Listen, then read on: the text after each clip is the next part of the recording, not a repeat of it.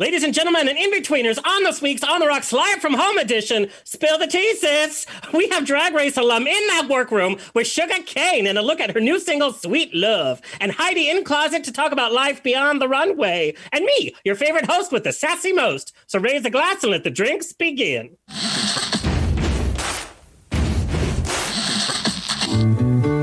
Thank you for being Boulevard. Life is a banquet, and most poor suckers are starving to death. I'd like to propose a toast.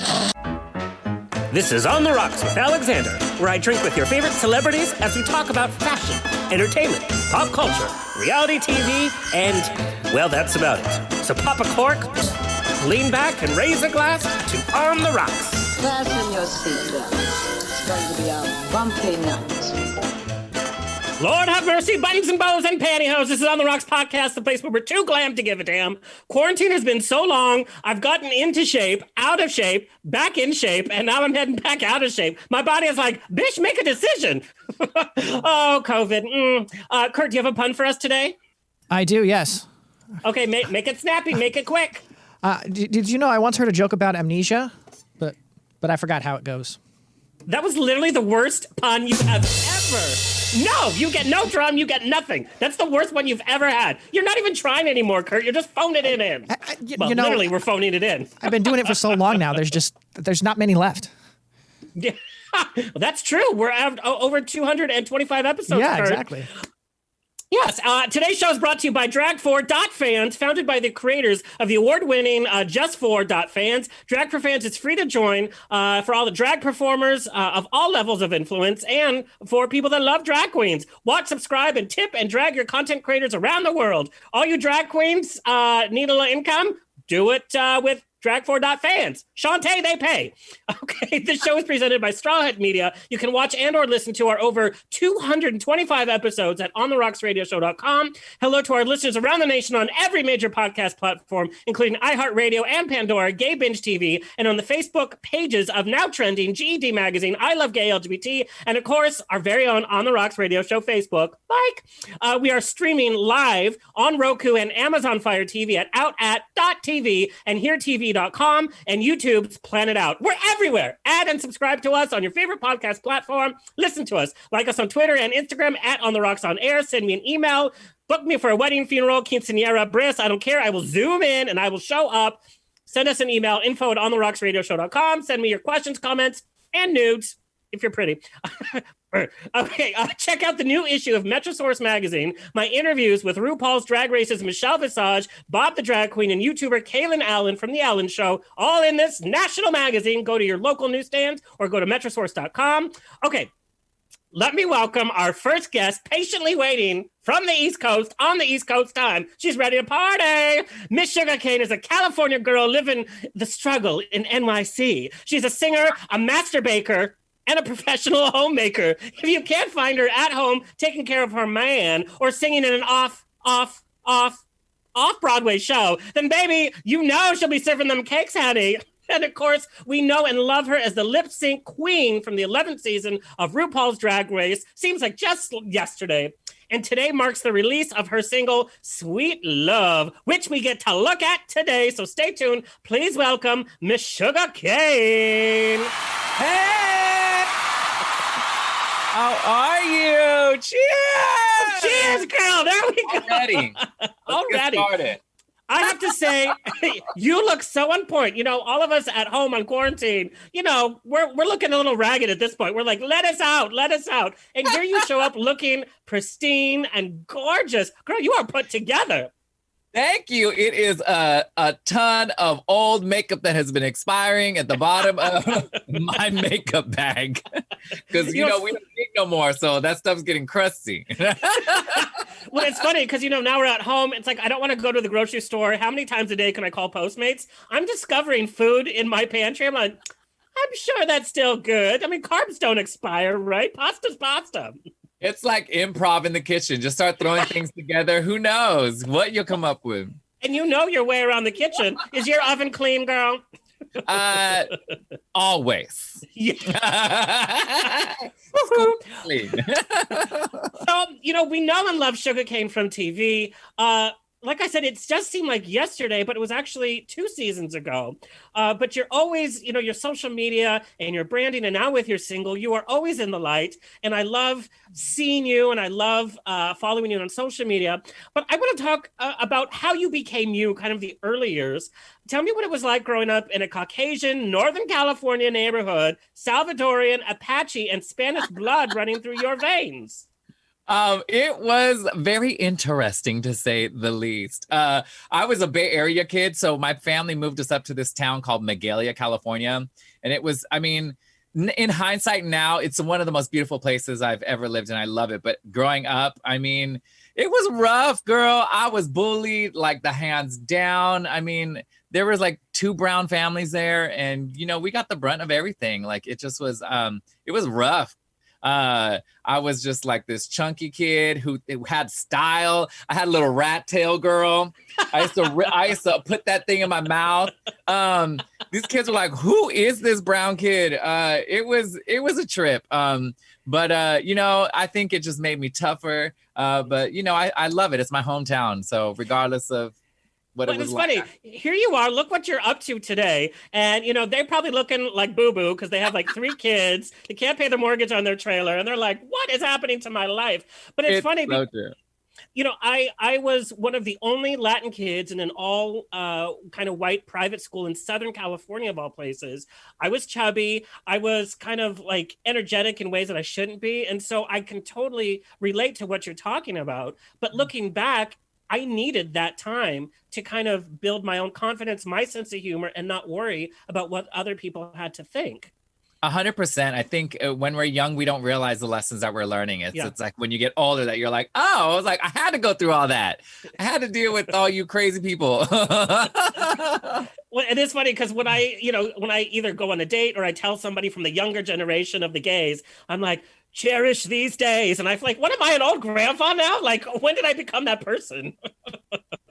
Girl, I feel you. I'm the same, honey. Now, what was your coming out story? Is it a good one? Is it a difficult one? How did that happen for you? Oh, wow. I think, it's a mixture, right? Like I was 18. I had always known I was gay. Everyone knew I was gay, but no one said it. I had gone away for a high school program called Upward Bound. And I just kind of like found myself in that kind of experience. And it was after my first year of college that I had come back, and I was like, I have to fess up to the family. So I sat my parents down, told them I was gay, and like it was hard for them. We're a Latino family. Yeah, like I'm the one carrying on the name, like all this and that. And so it was rough for them. It was really, really hard. They blamed themselves. It wasn't, they loved me first and foremost. So like they didn't like kick me out or anything like that. But like it was a rough thing for us. It took us years for them to, come to terms with what this was. And then, I think I owe a lot of it to my little sister. She was very like forward thinking and like young, and just kind of was always tapping in with my parents and kind of like priming them to kind of like accept me. Well, it's funny because as the Latin culture, we are so passionate and we're loving. Boys have a really close relationship with their mothers usually. But it's funny because that same passion also goes towards, Catholicism or religion and, old tradition. And so you're dealing with 2 groups of passion. But at the end of the day, I believe that kind of passion and love can turn into unconditional love, which you've experienced. But it's having those kind of open conversations. Yeah, no, it's exactly it. You hit it like nail on the head. Like, and now they're amazing. They love it. They love my fiance. They love Shuga Cain. That's like my dad's favorite. I mean, my mom is they love it. It's amazing to see people that you love and admire and look up to be able to like grow and, be really who you wish and hope they are, and accepting and loving. So, Now, were you able to tell them that you were leaving to film Drag Race? Or did you just Yeah, kind of I have did. to I had disappear? to. I had to because I have a little dog, and I was like, "Can you take Mateo?" My mom was like, "I was like." So they actually met me at in LA for DragCon LA before I left. I was down there incognito shopping Yeah. for like wigs and stuff, yeah. So they knew. I don't really know if they knew what it was. They were just kind of like, okay, like whatever, you're gonna be on TV. Like, Well, now they do. And you couldn't take your dog because there's enough bitches on that set anyway, right? amen. And season 11, we had plenty. Oh God, such a fun season to watch. I want to talk about your music.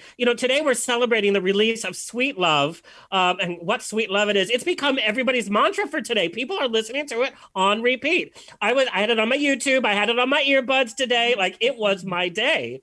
A perfect summer song, by the way. But you have a Bachelor of Music from University of Wisconsin, a Master of Music from DePaul University. You go, DePaul. In voice. Now, I studied music and then I left the program like a year into it because it was so strict and it was about music theory. And I wanted to sing and like have fun. And I'm singing, show tunes, and they were having me sing opera. But there were some classes I loved, some classes I didn't. I want to know, especially knowing kind of what we've seen your personality from the show and listening to Sweet Love, I kind of, know what your music is. What classes did you love? And what classes were you like totally the worst at? Well, I will tell you right now, I was the worst at music theory. Yes. Terrible. I had a professor who I was, oh my God, I almost failed. I got D's and F's in that class on every quiz, every ear hearing something like find the root of the chord or find the third. I was like, bitch, I have no idea. He would, his terms to me, every time he would give me a quiz, he'd be like, take your lumps. And I was like, fuck you. I just got a D. So terrible at music theory. So kudos to you for even trying to go there. That's like the only D's I want are in my personal life. Okay. Amen. Amen. And I don't want a D flat. No, I want a major D. D major, honey. D major. I can just imagine you. Where's that teacher now? We should call him right now and be like, Girl, I mean, hopefully he's still alive because he was like dust walking, honey. They're always old, grumpy guys with like dust on their shoulders in their office. It's like, bitch, buy some Pledge. He was amazing. But he was the best. He was the best teacher and the most difficult. But I just couldn't. I didn't do it. My favorite class was music theory. I had one of the most, not music theory. I'm sorry, music history. One of the most amazing professors. Oh my God. She was incredible. I learned so much. I think I learned music theory in the music history class. Yeah. That's where I really learned how to like analyze music and like really hear it. And that was one of my favorites. So moving to New York, literally coast to coast, that must have been a scary move. What surprised you the most about your first kind of couple of months in New York that we were just like, what? What surprised me the most was how accurate the Heights was to what the actual Heights was. Like, I lived on 160th and Broadway, and every night, it didn't matter whether it was like Tuesday or Saturday, I was woken up by merengue and salsa cumbia music at 3 a.m. Wow. I would wake up and I'd be like, why am I dancing in the bed? And I was like, oh, they're playing music. That to me was like, oh my God, this is like really accurate. Like all of I lived for that. But no, New York was a dream. I think the one thing that surprised me the most is I was older. So my party days were gone. So I was seeing New York in a different lens. I just was like appreciative for like how beautiful it is and how like I was doing all the museums and all of those kinds of things as opposed to like I'm drinking till 4 a.m. hanging out in Times Square. Well, and that probably helped you in terms of, entering the kind of drag world at a later age with that being professionals, like you were focused on the career rather than the partying, which is so much fun still in New York. Oh, I mean, trust me, I still party. Hello. Yeah. Cheers to that. I just had something to balance me out. But I want to talk about this kind of Cinderella story you have with drag. Some of the queens are like, that bitch, they're super fast. You become a fixture in the drag world in a relatively short time. You leave this 6-figure job, and then you end up on season 11 of RuPaul's Drag Race. You travel the world. And today you released your single.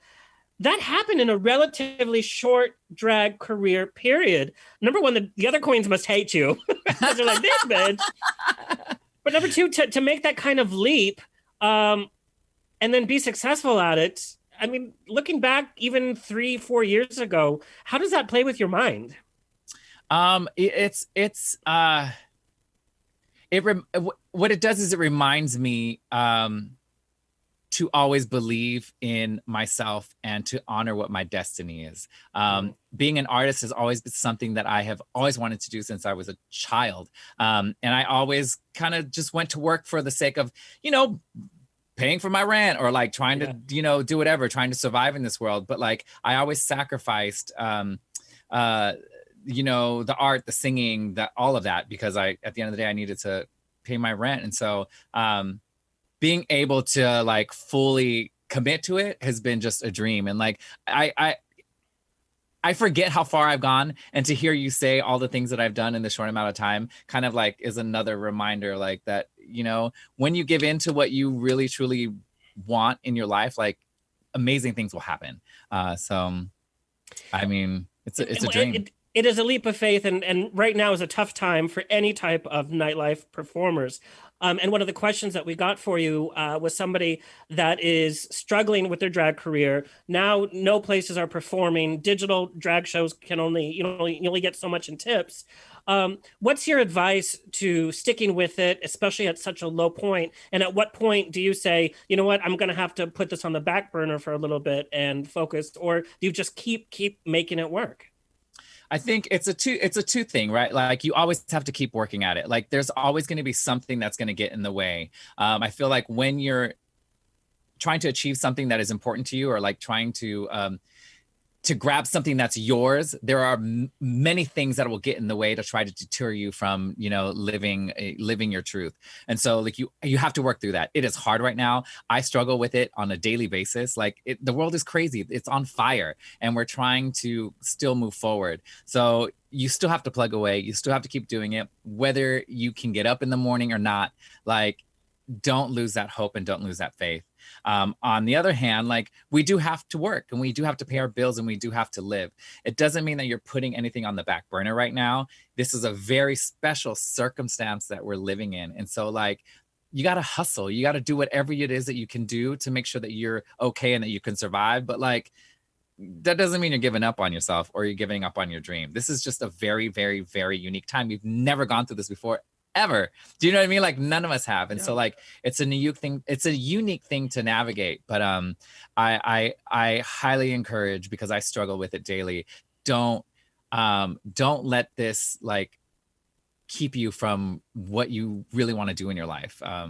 We have the opportunity. We're at home, and like we can really hone in on those amazing skills that we need to kind of, be successful. So yeah, it's a tough one. What I love about, if there is any good that's come out of the situation, is we've seen the drag community have to learn new skills, myself included, having to learn how to work Zoom, how to work the lighting for themselves, how to make outfits from what they have around the house, how to connect with their fans still by doing live digital shows. We see this kind of digital revolution happening, and we see drag queens able to perform in shows that are happening across the country, or a small town can do a drag show now for the nation to see, because everybody's connecting digitally. And I think that's a benefit, if there is one, from all of this. I've come in contact with queens I never even knew existed. Yeah, it's a beautiful thing. It really is. It's amazing. That's the thing, focusing on the positive parts of this crazy, time. Okay, so first time doing drag, you did it at New York Pride Week, and you were running in drag with the Front Runners group. So you had fans that were sending me pictures of you in your Speedos, by the way, from one of your triathlons. And like, Miss Sugar, I see her cane. Oh my God, I wish I looked that good now. I was in shape. I was running, swimming, biking all day, every day. I would run from work. I would run from like Wall Street to like Columbus Circle and then hop on the train. I was a girl. I was a mess. Yeah, that was the first time. Front Runners in New York is one of the most amazing groups. That's where, like, when I first moved into New York City, to find a group of people who are, they're just like, they're from all walks of life, all kinds of athletic abilities. But at the end of the day, it was all about like a community and just having fun together. They were so supportive of Shuga Cain. And I remember being terrified. I was like, I had been friends with them for years and I didn't know how they would respond to me. And they were beautiful. They were amazing. And it's because of their love and acceptance that like, it gave me the confidence to keep, doing this. And so, forever grateful for Front Runners. They're amazing. Well, and this is one of the questions I wanted to ask. There's this play between feminism and masculine in the gay culture. We know triathlons are very athletic and very masculine, and then drag, on the other hand, is very feminine. Did you feel the need to act more butch when you were in sports, and then be more femme when you were in drag? And do you think that line of having to exhibit traits of one side or the other, do you think that line is diminishing in the gay culture? We don't have the macho gays anymore. The femi gays are just as sexy now. Is that changing, do you think? 100%. It definitely is changing. And I love that the lines are being blurred. The lines are being Girl, you're being a little blurred right now. Hold on. Let me get one step real quick. Me too. Okay, yes. No, no, it's amazing. Like I love this idea, like that it's just you do what you want, how you feel, whatever it is. Like we don't have to act a certain way. And so that's what I loved about Front Runners, is because there's like 900 members, like it's LGBTQIA plus, and like it doesn't matter. I didn't feel like I had to be masculine to be a triathlete there. I felt I could be whoever I was and act however I felt comfortable being, or whoever I felt comfortable being in that setting. And so that's why it was so beautiful to do that. So no, I didn't really feel it like, and then when we would go to other races, like we were together as a group. So even though I'd be competing against these like very like hetero masculine like men, I was like, bitch, in my short ass shorts, my tiny little thing, like running and swimming and biking, it's just, I'm very like fluid. I have masculine traits, and sometimes I can, whatever be masculine or feminine. So like, it's just, girl, life is too short to be worrying about like whether you're too masc or too feminine. Like, just live your life and be good, But it's also a theme that you and I have been from the Latin culture, when we go to like a family reunion, or you're in that kind of, even going to like Latin night, all of a sudden it's like, oh, you're adjusting your voice. But I think I find myself doing that less and less. And it could be that I'm getting older, which I know, you were the oldest contestant on Drag Race, which you talk about as a badge of that you think it really helped you, because you did walk in with this kind of confidence that, do I really care about, what other people have to say after everything that you've been through and the success that you had? Yeah, no, I definitely agree. I think that yes, it is being older. That was something that really helped me in that competition, and just like helps me in life. Like, I could lay out every detail and all the struggles that I've had, but it's just kind of like that stuff already happened. I'm like over it. Like now it's just about like living your life and like being who I am, and just being unapologetic about that, and like not feeling that I need to, be a certain way or tell people about everything. It's just, it's what happens when you get old, bitch. I love how we're saying old, and it's like we're talking about 40s. Like we're talking about like 68. Like, I'm ready for Golden Girls. But it's funny. The Golden Girls were kind of like in their 50s, and I'm like, oh crap! Like that's around the corner, girl. They look. No one 50. No one looks like that at 50 right now. Like, that's true. Crazy. They look like they were in their 80s at 50. Like that's why. Okay, what were some of the earliest mistakes you made doing drag? Like in your first few months, in your first year, that you look back and you're like, oh my God, that was such a mistake to do. I didn't blend. I my eyebrows were too thick. What like I don't know. A lot of it was like the look for me. I just was like, I looked crazy. Like I looked crazy. And I would like, so I started out with Britta Filter. Britta, her and I met the first night I did drag in New York City. Wow. I met her and Jiggly Caliente. We did this thing. And so Britta, like I did her competition, whatever. And like, I remember she used to contour like really like hard. So I started cutting a piece of paper.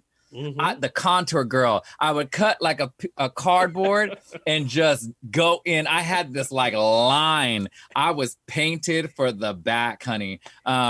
So I just looked crazy.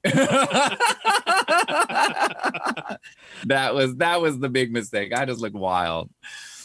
Tell me about day one of filming Drag Race.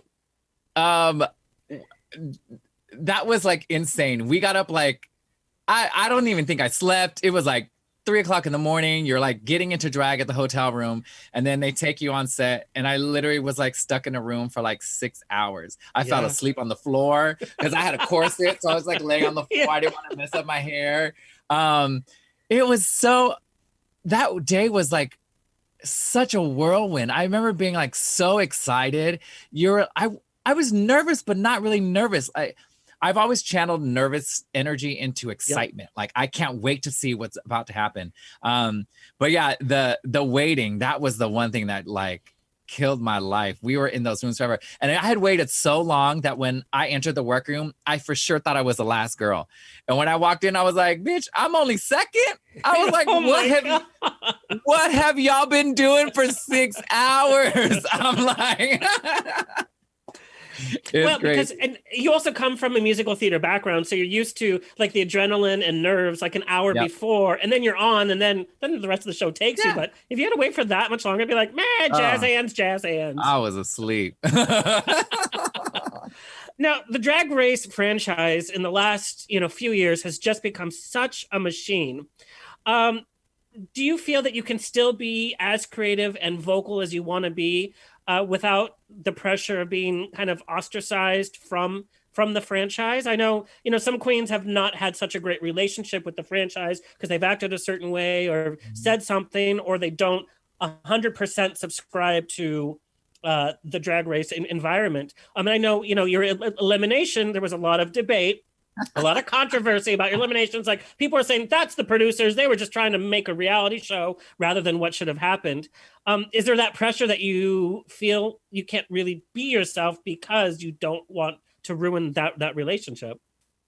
I definitely could see how that, like, I definitely see that, right? Like there is that, that happens. For me, I'm like, I do kind of like, I don't feel like I'm crazy, right? Like, so I don't like just run my mouth and like act like totally wild, but I do have something in the back of my mind because I'm fairly new. Like I would love to do All Stars. And so I think about, girl, they need you on All Stars. Bitch, I'm a Scorpio, so I can snap. Like, and I like sometimes shit just really gets on my nerves, and like I like that's why I love my fiance because I can like be like, oh, am I gonna be crazy if I post this? He'd be like, nah, maybe don't say that. So I'm like, okay, so I can say here at the house, but like there is a level of that, like you're keeping an eye out, but it's not only for the franchise, it's also for like the kids out there, like as much as we think we're just living our fantasy, like. The kids are looking, they're paying attention, and they're looking to us to like provide some sort of example in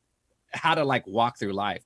And so like, yes, I can be myself, but then like, thankfully I just have the self-awareness to be like, okay, like you can just chill for a minute or like, do you know what I mean? Like navigate my life in a way that is healthy and helpful for me, but it's just also beneficial to whatever it is that I'm doing. So as far as drag though, I feel like I'm doing everything I want to do. And I'm not like, oh, I can't do this in drag. Do you know what I'm saying? Like, a certain look or a certain whatever, or a certain kind of projects. I'm like, I just, I do what I want. At the end of the day, I'm an artist. And so, if I choose to do something and I do it, then I do it. And if you like it, you like it. If you don't, you don't. So, Well, and you make a good point. The younger generation is responding and interacting on social media more with the drag community, more than I think that they're interacting even with, unfortunately, voting, even BLM.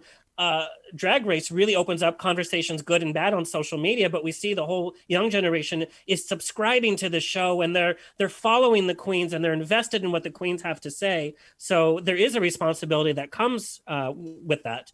In fact, everybody listening, check out dragoutthevote.com, by the way. Dragoutthevote.org. Yeah. Yes. We had Fifi on the last episode, and it's such an important movement. It really is. It really is right now. I think,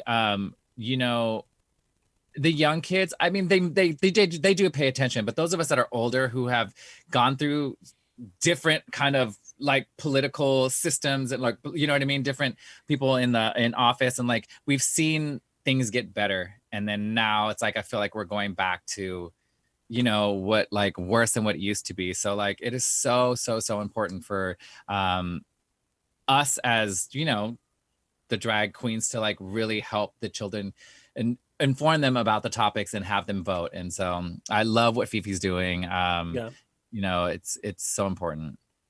All right, we're going to take a quick break. And when we come back, we are talking about and we are looking at Sweet Love when we come back.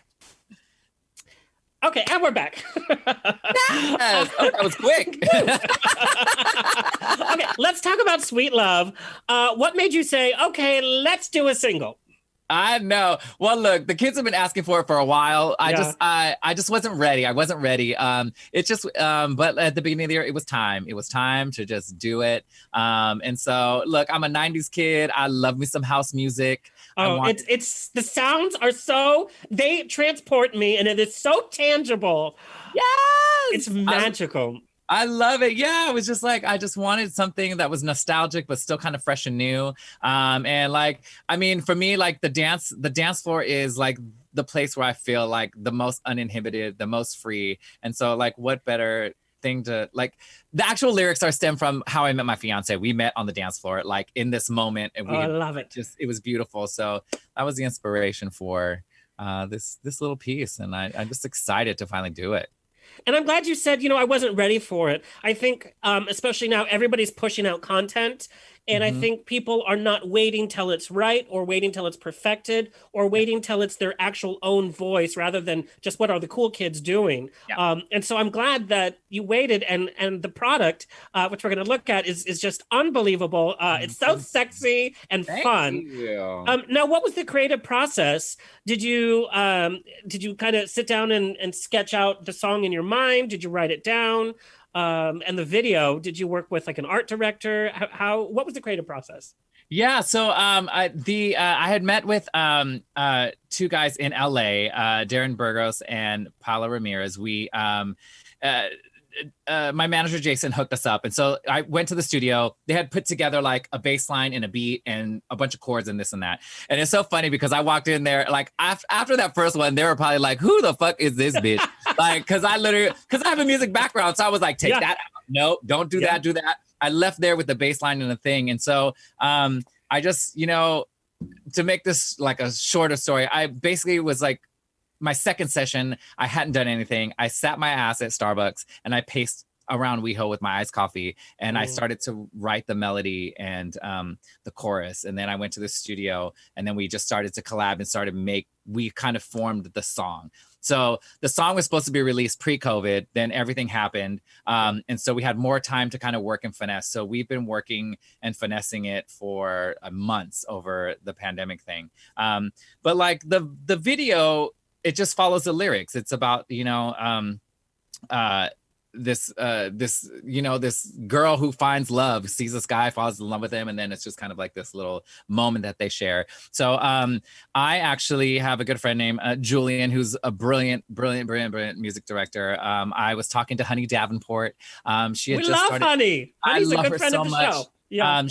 I chatted with her first because she had been expressed some interest in directing more, and so her and I started talking about a concept, and she was between her and Julian and I, we started to flesh out this idea that we started to put things like, I love tarot, I do tarot reading, so we're like, I know you do. I was like, it would be cute if you were giving Shuga a tarot reading, and I was like, okay. And so we just kind of played with this idea. And then I forget who came up with the rabbit hole. And I was like, oh, I love this idea. I was hell-bent set on post-apocalyptic world. It didn't really come through. I don't know. We ended up not doing it. But that idea of like shooting it in like some post-apocalyptic thing, it kind of, I don't even know. It just kind of just in talking and you know, collabing with each other. This idea of like me like going down a rabbit hole. I think Julian had this idea about going down a rabbit hole. And yeah, I don't know. I wanted it to be like a dance thing. I wanted it to be sexy. Like everyone calls me the Nana. Like I just really wanted to be young. So yeah, so we came up with the concept, and then the challenge was how are we going to shoot this thing? Like we're in the middle of a pandemic. Mm-hmm. Like I'm a crazy hypochondriac. I don't want to be around anyone. And so we started to change everything because I wanted to shoot it out. I was like, we're shooting it outside and we have to be away. Everyone has to be in masks. Like we have to do all this stuff. And like, I was really, really concerned about everyone's safety. And so that started to change the story, and it kind of changed a little bit in the decisions that we made. So a lot of things kind of happened in the post, and like, you know, like we kind of started to formulate the story there. But, you know, we shot it in New York, in the Bronx, on the hottest night, the hottest summer night. And then I had this great idea that I was going to wear human hair. Jiggly Caliente I was on the phone with her, and she was just reading me. She was like, you're going to look like a wet dog, like a wet rat. Like, she was like, girl, that hair is going to be so crazy. And sure enough, like, the curls fell. So you see it at the last shots. You're like, oh, that hair is rough, girl. But I love that. That's what happens on a dance floor, you know? It's true. It was so fun. No, I'm so proud of it. Like the kids really worked so hard. Like my visual effects director, like, I mean, they've been up for the entire week. I don't think they've slept. They've done so many incredible things. It's a video you have to keep watching because there's so many amazing things in there. I mean, it's like, we keep saying it's like a CW. It's like a CW episode of like Charmed or some shit, or like Supernatural. Like, it's just so crazy. I love it so much, but you're right. Every time you watch it, something new pops out. So without further ado, let's take a look at Shuga Cain, Sweet Love. Kurt, take it away. What I love about this is that we see all aspects of you. My mom just texted me. Wow, love her voice. My mom's a huge fan, by the way. But we see everything I've come to know and love from Shuga Cain. Number one, we see that sexy sultriness. We see the voice. That it's pop, but it's so velvety, and it has such a power to it. So we see your professionalism there, and then we get to see your goofiness a little bit as well come through. The colors, everything is such.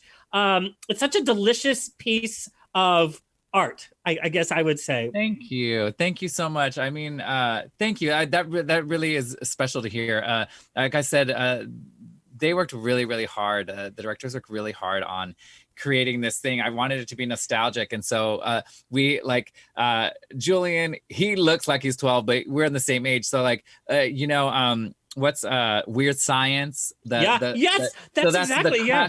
Like we were just pulling from all these different references. And I loved, because I was hell bent on, I wanted to show the kids that I'm young and beautiful and that I can still be like sexy. But he was like, you gotta still be stupid because you're not serious. And so like, they really I loved how we kind of pulled and played, and it's like every aspect of me is in there. So thank you for that. I love that. All right. So talk about Sweet Love. I have to know what it's like pursuing a career in drag while having a relationship. For starters, where does he put his clothes? But seriously, there has to be some difficulty in giving somebody your attention when it takes hours to put on your makeup, get dressed, go out, be gone all night, or be gone on a trip or on a TV show. You know, that has to be a little difficult. You know, when there's a diva at home, you know. Yeah. I mean, look, I'm a diva, but like, I get it. I'm very blessed. Gilbert's amazing. He has always been a huge fan of drag, has been a supportive drag before Shuga Cain was even born. You know, he does have just a small corner of a closet in the other room, and that's it. But he's okay with it. No, he's so incredibly supportive. We have a mutual love and respect for each other. And I think that helps, right? It's hard because I travel a lot and I'm not home. So we really have to work to make that time, whether we're FaceTiming, whether we're calling. If I'm traveling somewhere fun, I always make sure that I block off a couple of extra days so that he can come and we can spend time like somewhere beautiful just to see each other. So we make the effort. We've been together for 9 years. It'll be 10 in October. Wow. Congratulations. Thank you. Yeah, no, I definitely, it's work. I definitely recognize that like he's an exceptional human being and is so incredible. And that I'm beyond lucky that we're together. So, yeah, it's, I mean, what else can I say? Like, it's just, it's really beautiful. So, but yeah, it's work, you know, everything is. Okay. How is Jesus the most different than Shuga Cain? I'm much more shy than Shuga. Like I'm an introverted extrovert. Does that make sense? Yeah, totally. So as Jesus, like if we're out at a place or a bar, like I'm the one in the corner. I just like hang out in the corner. I still have fun. If you're close with me and my friends, we're exactly the same. So like I feel like what I'm giving you now is exactly what I would give like my close friends, like when we're together. I don't think it's any different. But if I'm not like as Shuga, I have to be like out and if I don't know you, but if I don't know you, like Jesus is really quiet and just kind of chill and super shy. So, but everything else is like, I talk the same, I sound the same. Like I don't really alter like who I am. Like when I get excited, I'm like super loud and animated, but it's the same. It's like literally the same. It has been such a treat to get and spend time with you, especially on the day of your release of Sweet Love. Can you play a little rapid fire with us? Yes, I would love to. Okay. Take a sip first, girl. Okay, let me do. Ooh, girl. Okay. You are appearing on Food Network's Baking Challenge. What are you making? And you have a half hour to do it. Half hour to do it. I'm gonna make a what is it? The Swiss roll with the chocolate and the mousse in the middle, like a Yule log. I'll make that. Yule log, okay. Hey, that could be your next single, and then you release it with a recipe. It's really quick to make and it's really good. Okay. Shadiest thing you saw behind the scenes during Drag Race. The shadiest thing. We were all. Soju had left her Anastasia Beverly Hills case, and we were all stealing all the shit from it. We stole it. We left it with nothing. Okay. The strangest fan comment or request that you've received? The strangest fan comment or request? I don't know if I get those, but one of the things that happened that was like totally for me is some guy got my his signature tattooed on his body. Oh, like that was like cute. So like, who am I, girl? I'm not like Beyonce or J-Lo, but that to me was like crazy. That was so weird, but amazing. Flattering. Yeah. If you were to create a challenge on Drag Race that RuPaul would have to do, what would that challenge be? It would be a dancing challenge. Any challenge where she would have to show that she can't dance. That girl ain't got no rhythm, but she tries. Funny. She sure tries. I love it. When she's DJing and she's trying to dance, I was like, girl, you got no rhythm. I love it. All right. Okay, Kiss, Marry, Kill. Okay. Ross Matthews, Carson Kressley, Todrick Hall. Okay. Carson Kressley. Okay. Oh, wait. Hold on. Let me take another sip because give me again.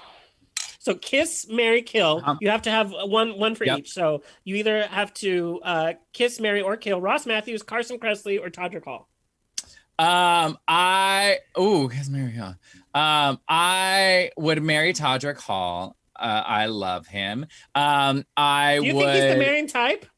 Huh? No, probably not. But girl, It's all right. I'll do my own thing on the side too. I would. Oh my God. Maybe. I'm sorry, Carson, but I might have to kill you.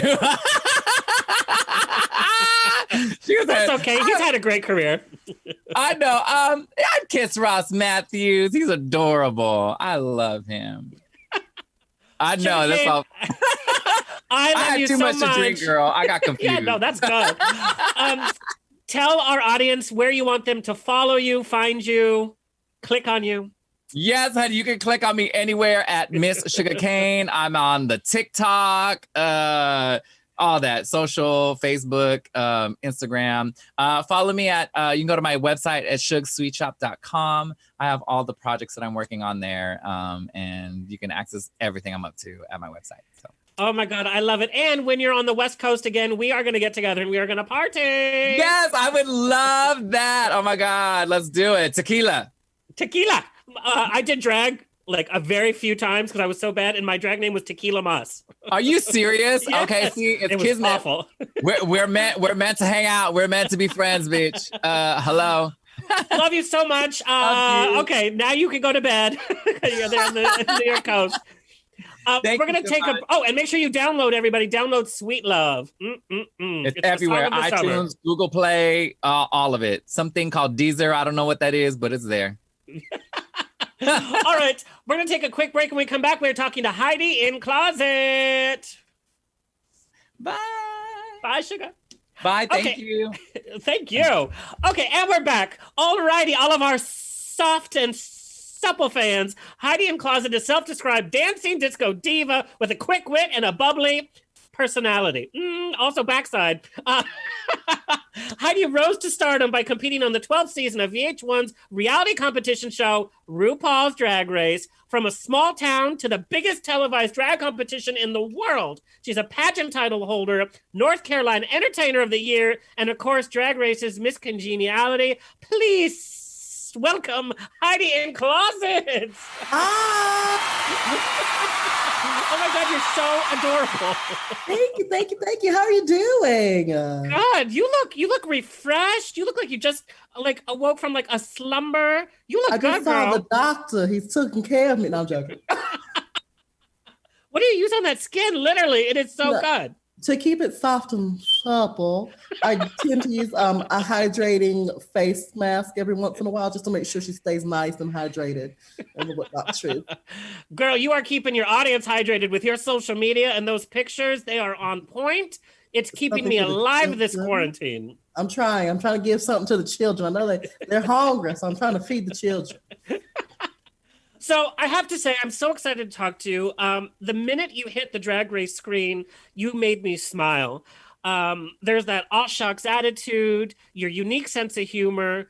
Your look is it captured old school drag as well as what's happening in today's drag. Yay. And I think above all, for me, there was the sense of sincerity that you can't fake, especially in reality TV, especially on Drag Race. It really comes through.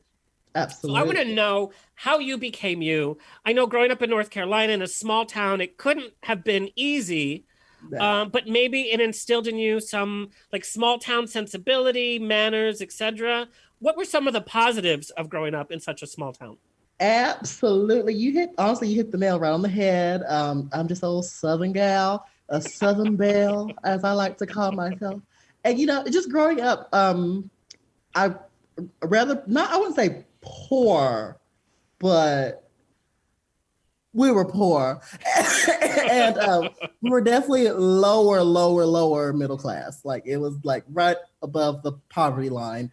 And we kind of grew up not wanting a lot, not getting a lot, but enough to get what we needed, really.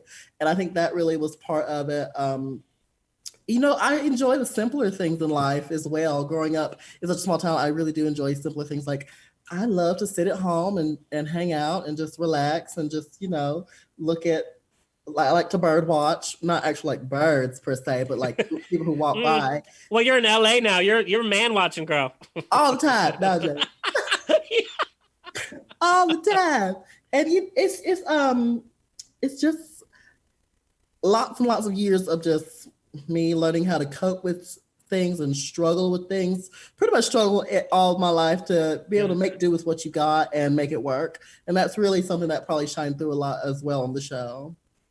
Well, I think we really saw that kind of dichotomy because you're in this competition, you're in this industry where its outfits are bigger, glitzier, more expensive. And now Queens, I think the focus has gotten kind of from the talent is now really on the look, and now stylists are now providing outfits. And it's like, well, let's back up a little bit because the intention of drag was to entertain, and it's about the talent. And so seeing you in these beautiful outfits, but with that kind of sensibility and hardworking and just humor, like your one-liners, it was so nice to see. Now, when did you kind of get the first idea that you might be a little different from the other boys, the other kids, even in terms of personality? Oh, it was definitely at a very early age. I was that kid. I would want to play with my sister's dolls and whatnot trees. I always, when we were on the playground at school, I would play with the girls. And I wouldn't go play in the dirt. I would go sit on the swing and whatever, and jungle gyms and whatnot. You do cartwheels and all that stuff. So I knew I was different from a very young age. Not per se knowing that I was a homosexual, gay. Homosexual. When you say it, it's so fabulous. I think if people talk that way in the White House, nobody would have a problem with homosexuals if they said it the way that you said it. A homosexual. There's nothing wrong with a homosexual. There's not. But sounds fun. Absolutely, it sounds delicious. I'll take 2, please. But no, I knew I was different per se. I just knew something was different, and here we are now, really. Now, when did you first get that kind of entertainment bug that you're like, oh, I'm going to be a performer? Okay, so I was actually part of a dance company back in high school. And you were a color guard too. Yes, as well as color. I did them both at the same time. I was one of the few people that could bounce back and forth, and it was very difficult, but it was a lot of fun, and I enjoyed it. I learned how to spin the flag and the rifles and the sabers, and dance passed down. And what was amazing about my dance company, Catalyst Dance Company, located in Ramsor, North Carolina, is the only dance class / company in Randolph County. So, boo-doo. But we did so many different things. We did jazz, we did tap, we did contemporary, ballet, African, just so many different styles of dancing. And I fell in love with performing. And we'd have a concert at the end of every semester. And when I hit the stage, I just lived my best life. So that was probably the moment I really got that, oh, I want to entertain for the rest of my life. I want to perform. Now, it's funny because I was in dance class when I was in high school until the football team caught me in my unitard. And I quit right after that because I just couldn't.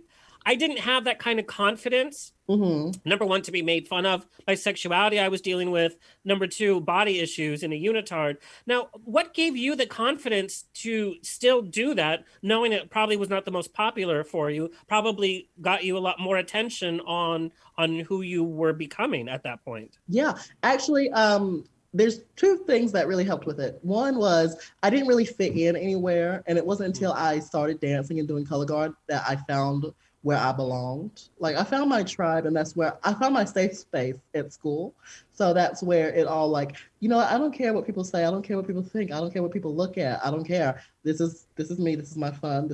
I'm feeling safe. I feel comfortable. And honestly, the second thing is the way that the world has progressed by each generation. I think my time was sort of in the middle of the older, no taboo, and yes, honey, everybody's a fall for it. So I was somewhere in the middle of that growing up.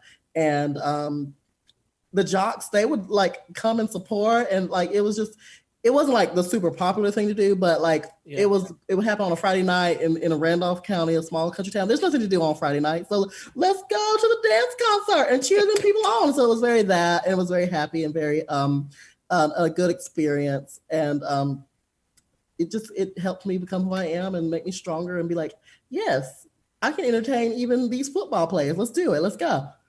Well, and I love to hear that. And I think it's people like you that continue with who you are, because things are changing. Like you said, you were kind of in the middle, but for a football team to go support and cheer you on, that's huge. That's a whole different environment than when I grew up. And plus, who knows? Maybe you got a little football boy kiss out of it or not. No, it was a wrestler. But Of course, it's always the wrestling team. Of course. I mean, them hello. unitards, honey, they get you them wrestling singlets. Oh, I'm schwitzing over here. Now, becoming Miss Congeniality on Drag Race, such a huge honor.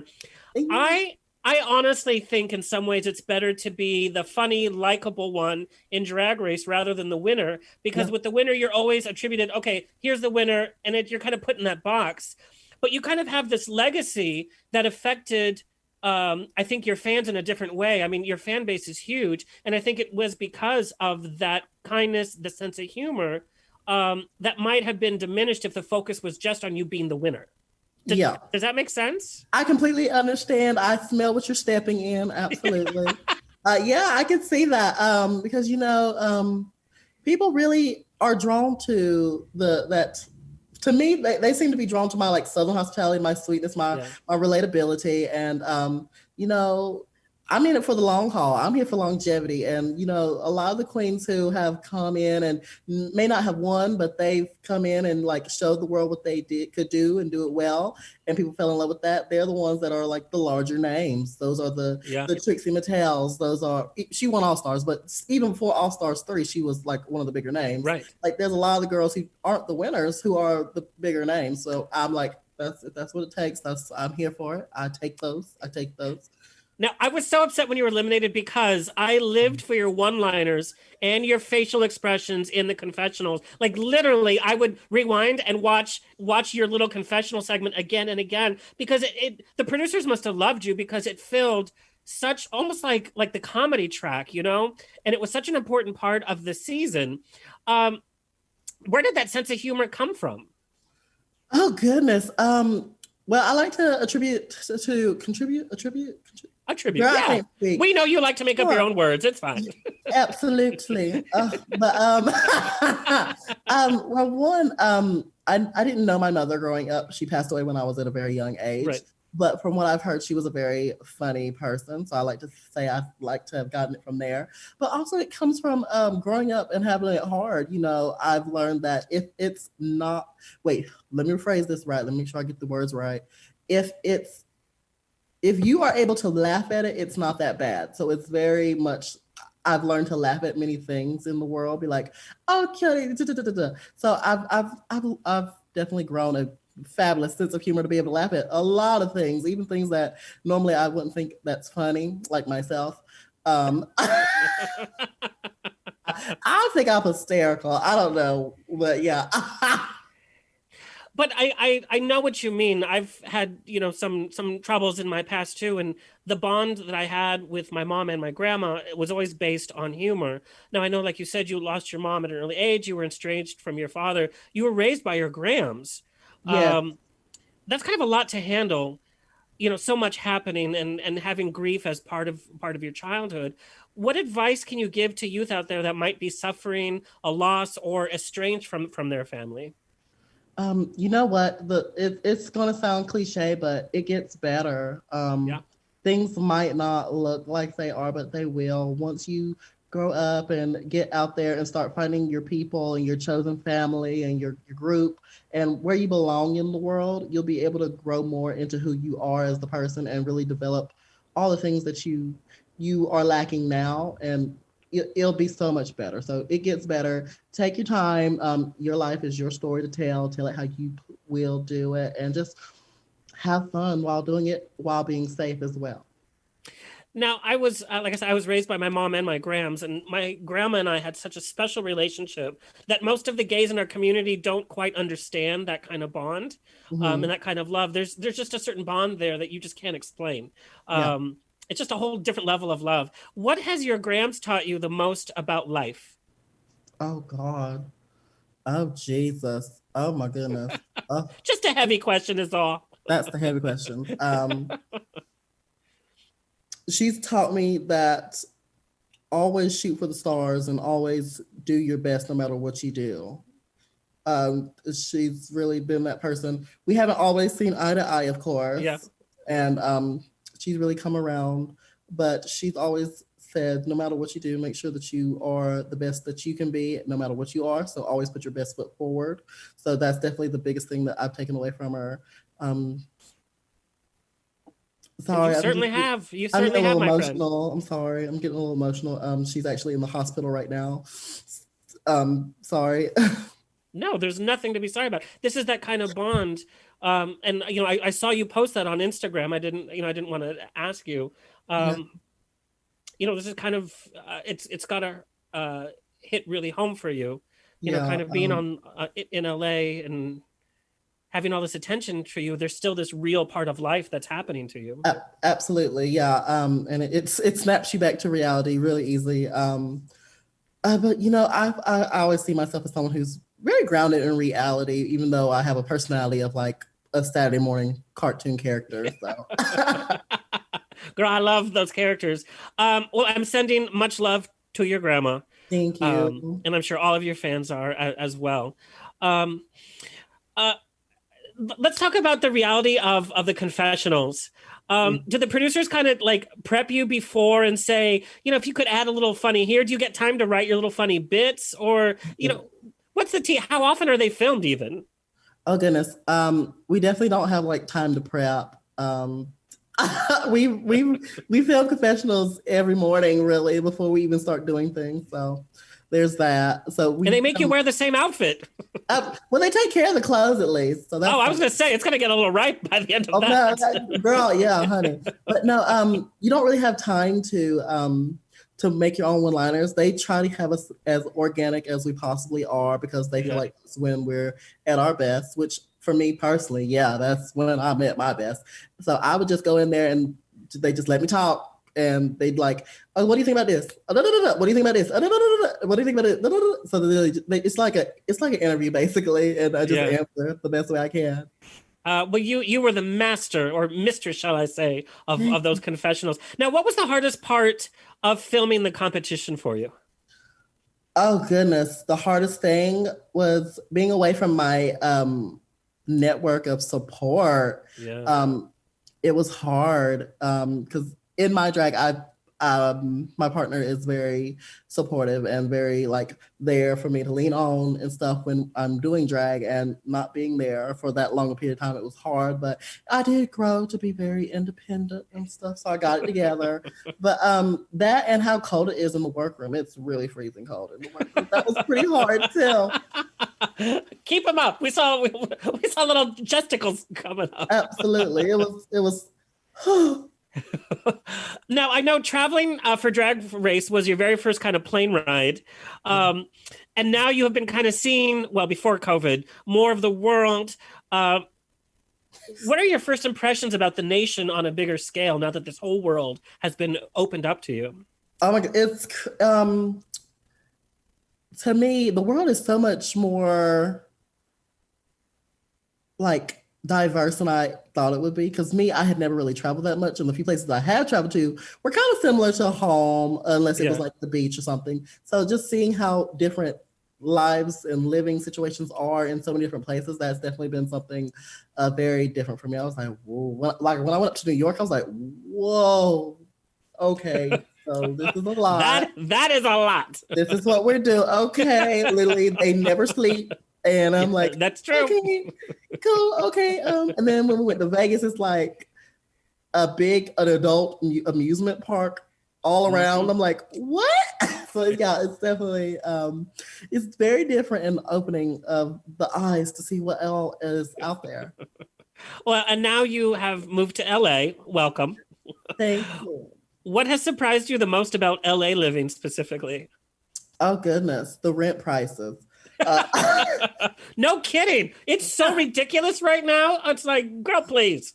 I was like, I went from the humble prices of North Carolina to WeHo. I was like, whoa. Yeah. Okay. It was definitely a jump up in prices.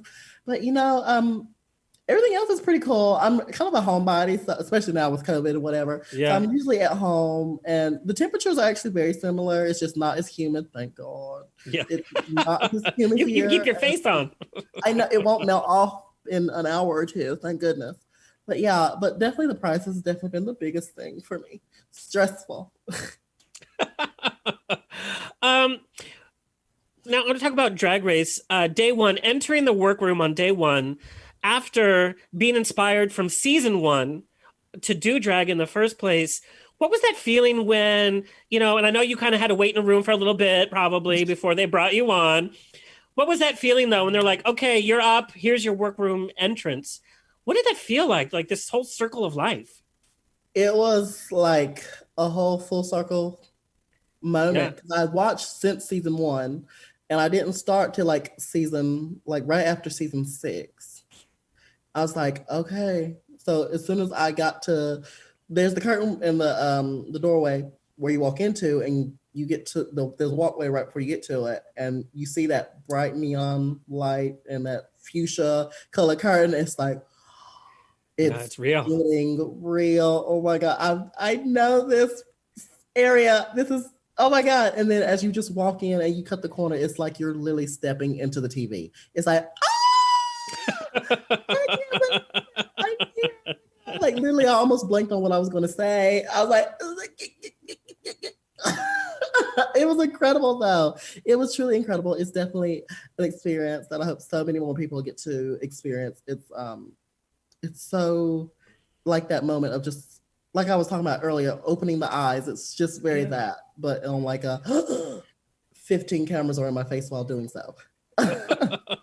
Well, and like you had mentioned before, the road to Drag Race wasn't necessarily, full of riches, shall we say? Absolutely not.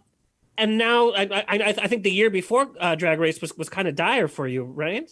Yeah, actually, I worked at a gas station the year Oh, before. fill her up, girl. Honey, always. Dreamland. Please. Thank you. And I worked my butt off and only made $9,000 the whole year. And I faced a lot of discrimination while working at that gas station. A lot of people were just so rude to me. I had to clean literal shit off walls. And it was definitely a struggle bus moment for sure for that whole actually I was there for like 2 years in total. Wow. But that last year I was so over it. And it wasn't until that last year I realized that people who I had been there for so long, I was starting to train the new people because the turnover rate was just so high because people don't know how to act at a job. So I have stories about these people at the job. But I want to see that web series. You might. But, might see it in a book, actually. Oh, I want to. But no, I was training people, and when I found out that people who I was training was making more money than me, I was like, I understand this might be the new like minimum wage for us or whatever. That's fine. Is there a way that my price could go up to that? Like I was asking for more. I was asking to match what the new people were making. And they were like, no, they turned me down 3 times. And on that 3rd time, I was like, you know what? I'm leaving. And I left. And literally maybe 3 weeks after I left, that's when I auditioned for Drag Race. And And look what happened. I mean, this is such a statement to go after your dreams and don't put up with crap. Literally, right? Literally. Tired of the shit. Literally. Oh my God. Can I cuss? But now look, I mean, what goes through your mind when you look back, like looking at your social media, 635,000 followers, living in LA, booking appearances all over the place. Life has totally changed for you in the space of 1 year. How do you comprehend all of that? I mean, that just must boggle your mind. It completely boggles my mind because this time last year, well, what was it? Last year we had just finished filming this time, but like this time, a year ago and some change ago, I would have never guessed that this was what the world would be right now. Like, like there's just so much has changed. My social media has grown. I have fans around the world. and there's just so many people there to support me. And I've never had like a big group of people that supported me. I've always had like a really close knit, very few people that I have near me or support me. This is your family now.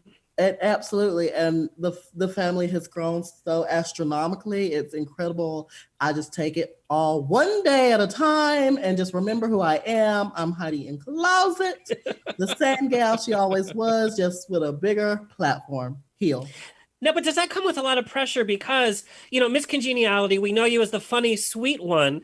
If you're out and about and you're just tired, you're grumpy, or you have something angry to say, do you feel this pressure that you can't really be yourself because you're known for something? Oh, God, girl. Absolutely not. No. Being myself on the show is what got me to Miss Congeniality. So for me, I don't think I'd have to change. Yeah, we all have those days where we're just like, I don't want to be bothered. Da, da, da. And I've always just found it easy to find a way, like, be like, hi, this is just not the kind of moment I'm looking forward to, be like, oh, bubbly, happy-go-lucky, I'm going through some things, this is a rough day or whatever. So I feel like it's okay to be human. Like, that's the thing, we're all humans. And so I don't let pressures of being Miss Congeniality pressure me into having to be like super go-lucky, bubbly all the time, because I wasn't even that on the show. I've come to terms that I'm probably the shadiest Miss Congeniality. And it's okay. Hey, I love that title. That's a great title. And I take those, and it's fine. I wear it with pride. The shadiest Miss Congeniality. I'm okay with it because Mama was reading too with the other girls on the show. So. Now, did you watch? How did you watch the show? Were you at home? Were you at like bar events until COVID hit? Obviously. The first 2 episodes I watched while I was on the road. Was that surreal? Yes. Oh my God, it felt so amazing. I watched the first one in New York, and then the second episode in LA. And it was look at we go, girl, bi-coastal. And from one coast to the other within a week, honey. It was so much fun. And it was a lot of fun getting to see, at least experience it just a little bit, even though I didn't get to fully experience throughout the whole season or whatever. Yeah.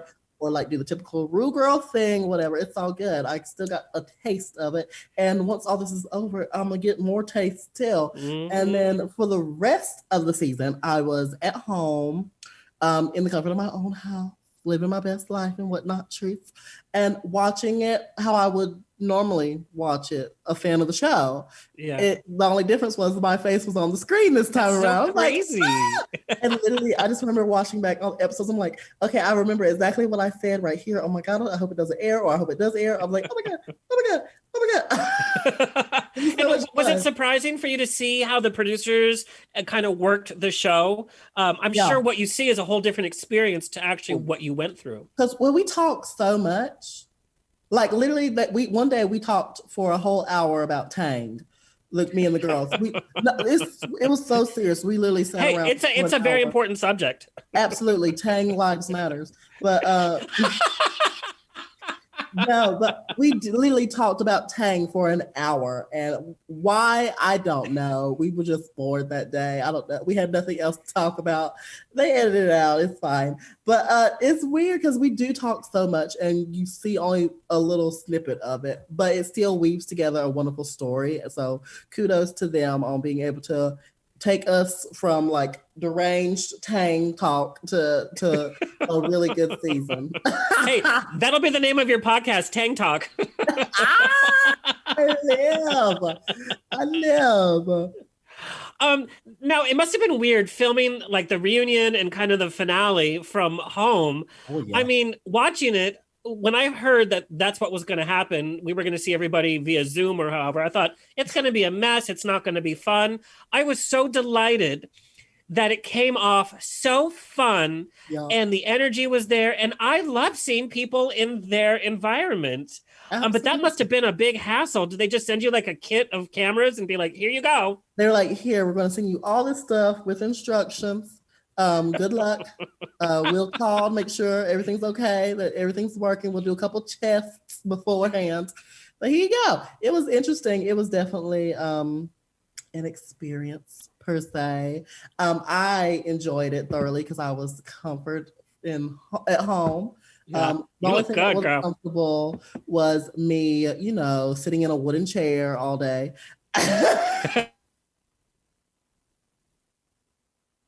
But luckily, I had about 2 cocktails throughout the day, so I was okay. Now, be honest. Did you tuck for that? For the reunion? Yeah. Absolutely not. No, why would I? That stressed me out just thinking about it. No. Oh my goodness. I wouldn't dare. I mean, I at least had on panties, but no, I did not tuck. No. These are my Zoom panties. Absolutely. I was about to go, Zoom a little bit. Zoom. Do you remember that was a Honda commercial? Zoom, zoom, zoom. No. I'm sorry. Maybe it's just me. Okay, I'm sorry. I apologize. It was funnier in my head. Now, like how you mentioned, it's so it sucks so bad that the whole point of being on Drag Race is the whole year after you are booked everywhere at all the live events, especially Pride season, and that kind of was taken away from you. But I have to say, you are keeping your brand out there so Absolutely. well. Thank you. But there's also that kind of, it's like, oh well, that's a way to also build your fan base, is to be there at the live events and to travel and to kind of build that. That kind of sucks. So can we depend on you for coming back for All Stars? I mean, if they were to ask me for an all-star season. Let's call Michelle right now.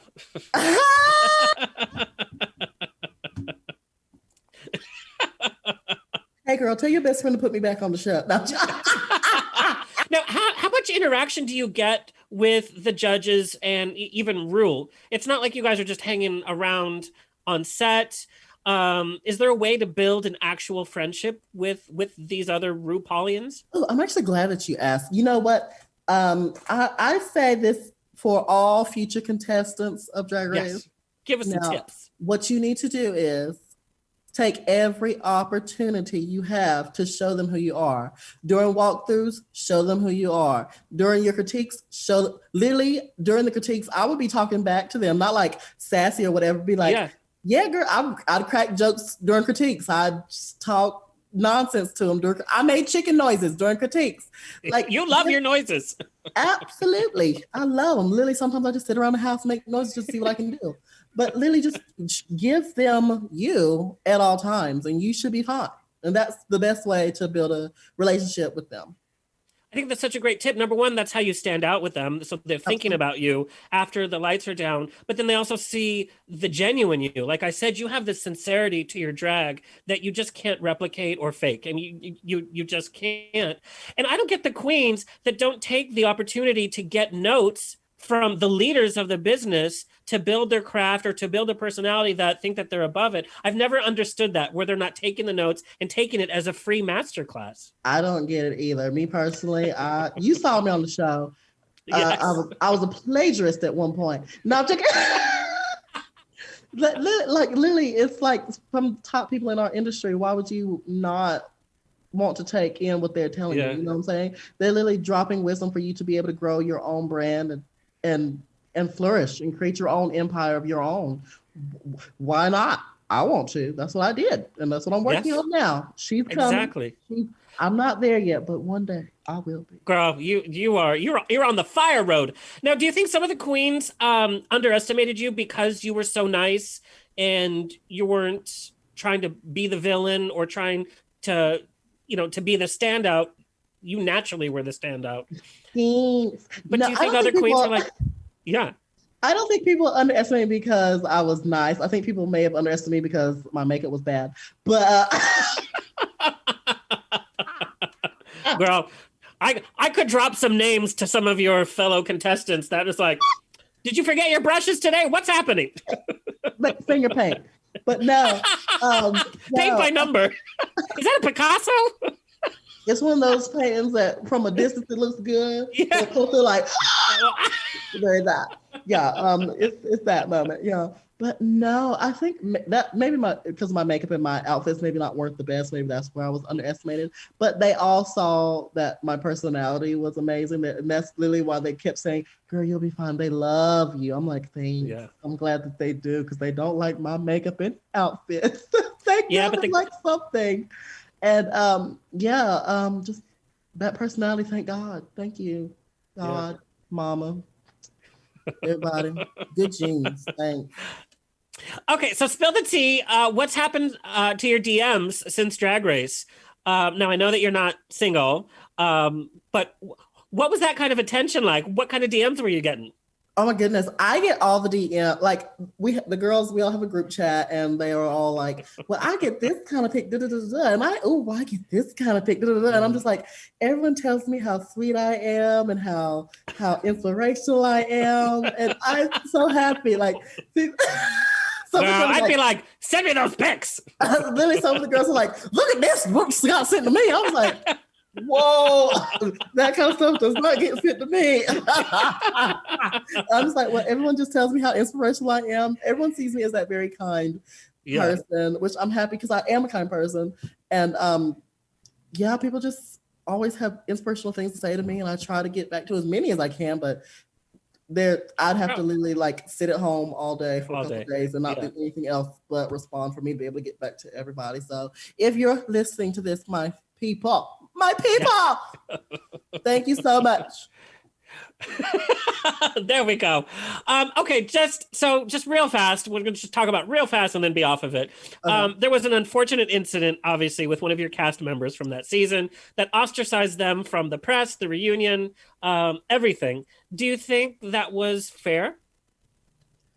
You know what? I feel like the events that happened were horrible, of course, and wrong. But luckily, I think that our cast was talented enough to, have more people to focus on other than the negativity that was going on surrounding it. So luckily, we had strong personalities like myself, like Jada, like Gigi, and all those people that we could focus on. I think things were handled to the best of their abilities. And my thoughts and loves and prayers go out to the victims. And I think you hit it on the head. It was done so professionally, I thought, and it was also a warning to the community. It's like you can't just be a certain way anymore. You have to hold yourself accountable. Absolutely. Now, what does Pride mean to you this year, more than any other year? Oh my goodness, it's Pride this year has really been a year for self-reflection for me. What do I hold dear? What does Pride truly mean to me? As I sit on my couch and eat my salt and vinegar potato chips. Ooh, yes, girl. Kettle cooked. You with me? You with me? Okay. Yes, I was there yesterday. Yes. As I sit on that couch eating my kettle cooked salt and vinegar potato chips, I think of all the things that I've taken for granted in the past. And it's all these memories that I have flashing back to me of just having a great time at the parades and whatnot trees and just living my best life, having a cocktail or two or 17 and just living my best life. And those kind of things we take for granted. We get to the place where we really take things for granted. Just going out and giving someone a hug, those kind of things we take for granted. And I miss that. I love human interaction. I miss being able to go out and have fun with people, and little things like that are things that we take for granted. I think it was an amazing time for us to be able to take that time to reflect and see what we do take for granted and see what really means what really means a lot to us and what things aren't so important, I would vote for you. If you're running for office, I would vote for you. I had such a great conversation with Bob the Drag Queen. So I think Bob the Drag Queen for president, and you can be VP until you take the air, right?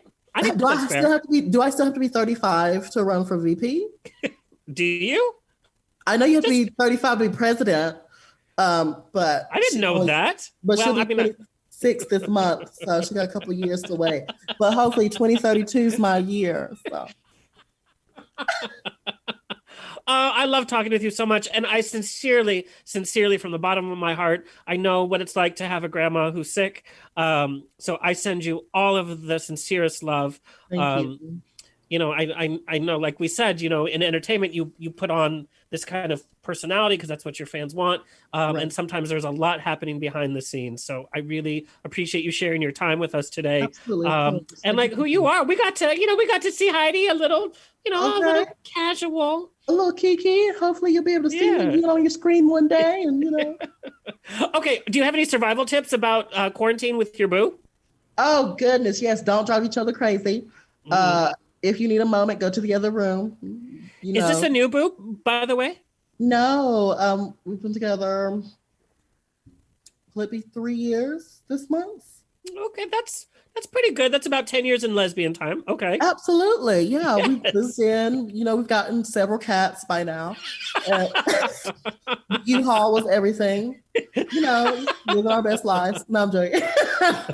But no, Well, and 3 years in your life, everything has kind of changed in these last 3 years. absolutely. Yeah. It's crazy because I didn't start really taking drag seriously until I met them. And they're very integral to my drag. Yeah. And they're the biggest like support system to my drags, which was why it was so hard on the show to deal without them. But yeah, 3 years is a long time. It's when everything started changing. I started taking drag more seriously. I wanted to start doing things, going places and doing things. And 3 years worth of hard work. Here we are. Has that been kind of hard to adjust? That yes, you were hardworking in drag, but now you're a household name on national TV and one of the highest rated VH1 shows that they've ever had. Has that taken some kind of adjusting in the relationship? Like, girl, don't be a diva. I know you're famous now, but No, he's always been the type of person that pops my head no matter what anyway. So I don't even have a chance to get a big head. He won't let me be great, but he just won't let me be great for like 10 minutes, but it's all good. But no, I'm typically very good about it. Like I don't really have diva moments. The most time I have diva moments is when something doesn't go how it's supposed to, like planned or whatever. Yeah. I try to be a perfectionist. I know I didn't show it on the show, but I'm actually quite a perfectionist when it comes to my and yeah, that's usually the only time I have like diva moments like, you know what? No!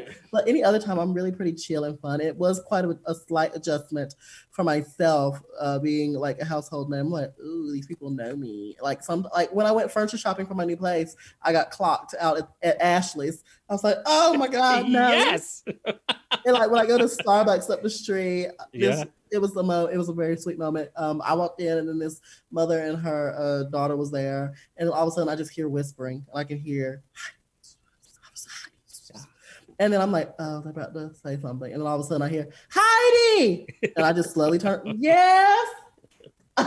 That's slightly like being clocked out in public. That's really the biggest adjustment. But I'm happy with who I am as a person, and I worked very hard and very long to get to a place where I love who I am as I am.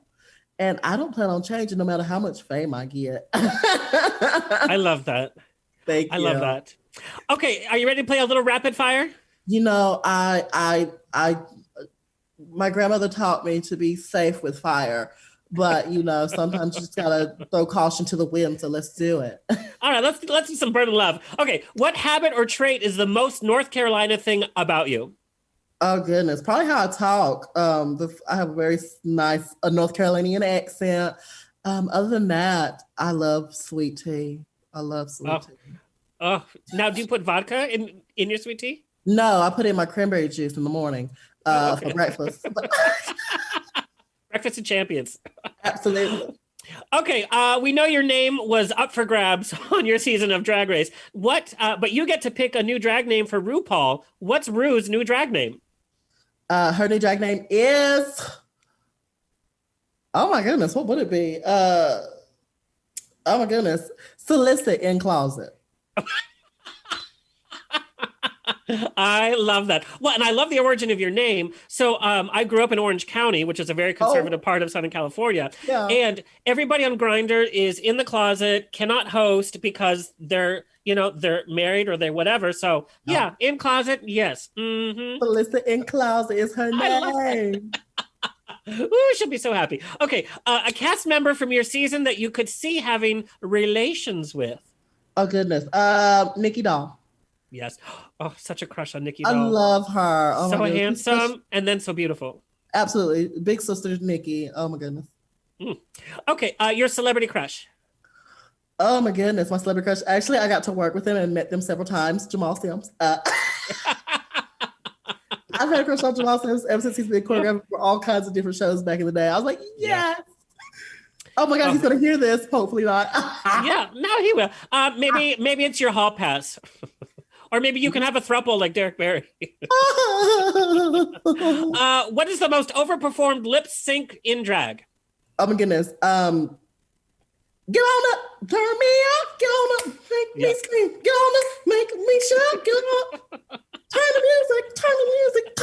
That song, especially in the South, oh baby, all the girls, every time. There's never a show without it. Get on up. I love chatting with you so much. It's such a pleasure to get to know you a little bit more beyond the facade of Heidi. Yes. Tell our audience where they can find you and follow you. Yes, you can find me on Instagram, Facebook, and Twitter at Heid N Closet, as well as on TikTok at the Heid N Closet. If you would like to buy some Heid N Closet merch, you can go to theheidncloset.com to get you a shirt, a clack fan, enamel pin, whatever, 8x10 signed by yours truly, of course. And you can catch me on YouTube as well at Heid N Closet. And just announced today on World of Wonder Plus, Wild Present Plus, Gap Chat is coming out on September 14th. Oh my God! How exciting! Oh my God! On Wild Present Plus. That is exciting. That is something I'm signed up for. Sign me up. Renew my subscription. I am part of that. How exciting! I'm so happy for you. It was just a whole day of me talking foolishness, so it's going to be good. Oh, good. I cannot wait. Thank you so much for sharing your time, and my love to you and your family and your fans. Thank you. Love back to you, darling. Thank you so much. All right. And once this is all over, we're going to hang out since I'm in West Hollywood. Yeah, absolutely. Yeah, I got to meet your boo. I got to ask him some rapid fire questions. We got to get to what's happening. Don't do it. He'll tell you the truth. Thank you, Heidi, so much. Mwah. Mwah. All right, that's all, folks. It's always a grab bag of fun every week on The Rocks. Give us a like, a subscribe, a share, send nudes. Actually, send your nudes to Heidi. Heidi needs your nudes. But head to ontherrocksradioshow.com for all this fun for free. Hopefully, we'll be back in the studio very soon. And for all of you Star Trek Discovery fans, I have a surprise for you. A week before it premieres on September 24th, we love a man in uniform, especially a Trekkie. All right, so stay fabulous, stay happy, stay healthy, stay tipsy. This has been another episode of On The Rocks. Tweet me and slide into my DMs on Twitter and Instagram at On The Rocks On Air. Find everything On The Rocks for free at ontherrocksradioshow.com. Subscribe, like, review, and share. Until next week, stay fabulous.